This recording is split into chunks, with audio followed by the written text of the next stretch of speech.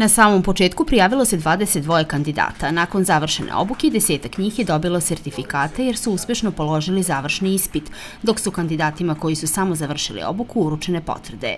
Kragujevačka studentkinja 22-godišnja Nina Nikolić veruje da će joj stečeno znanje biti od ogromnog značaja na početku profesionalne karijere.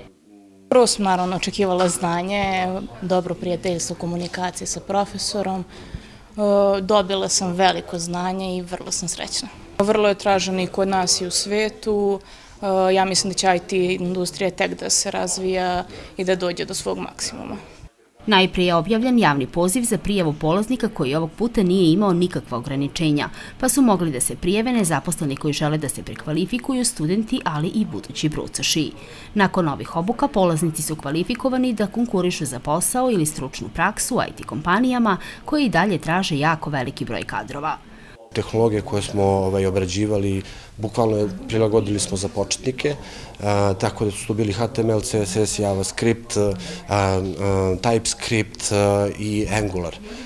Angular je mnogo tražena front-end tehnologija u svetu, tako da cilj nam je bio da neko ko je možda imao, koji je bio bez predznanja, mogli smo da ga uvučemo, i da mu damo znanja čak do Angulara, a do Angulara se dolazi upravo ovim koracima. Grad Kragujevac je pored fondova za metalski i IT sektor ove godine prvi put na osnovu potreba lokalne privrede planirao i sredstva namenjena udruženjima i klasterskim organizacijama, jer je prepoznao značaj i razvoj IT sektora. Kragujevac je treći grad u Srbiji po razvoju ove delatnosti.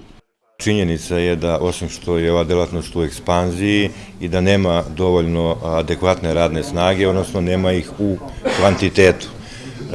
Da bi to pospešili, jedan od načina, osim redovnog školovanja, jesu različite vrste obuka gde mladi mogu da se doobuče, da tako kažem, i pronađu sebe u nekoj od postojećih firmi u Kragujevcu, a često je to slučaj i u drugim gradovima Srbije.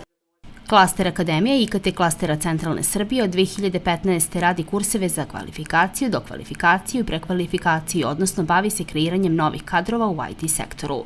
Kroz različite vrste obuka nastoji da poveže ponudu i tražnju na tržištu. U Kragujevcu danas postoji 378 IT firmi koje rade samostalno ili u okviru IKT klastera Centralne Srbije.